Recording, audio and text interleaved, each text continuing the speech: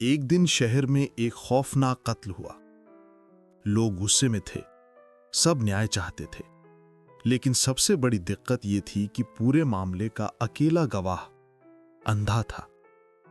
जब केस हजरत अली की अदालत में पहुंचा तो भीड़ हंसने लगी कि या अली, अंधा गवाह, ये क्या गवाही देगा।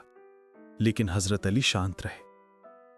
उन्होंने गवाह से नरमी से पूछा कि तुमने क्या देखा या सुना। अंधे गवाह ने कहा कि मैं देखने में सक्षम नहीं हूं, लेकिन मैंने सब सुना है।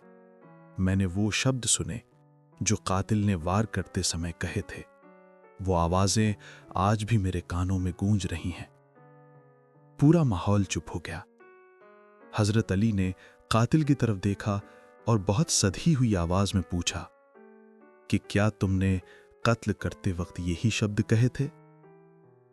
कातिल का चेहरा सफेद पड़ गया, उसके हाथ कांपने लगे और उसने टूटती हुई आवाज में कहा कि हां, मैंने यही कहा था।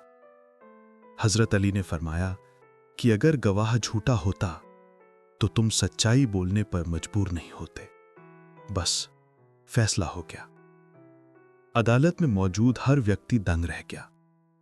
एक अंधे इंसान ने अपनी सुनने की ताकत से सच को रोशनी में ला दिया और हजरत अली का न्याय फिर साबित हो गया कि दिखने वाली आंखें ही सब कुछ नहीं होती, सच्चाई खुद बोलती है।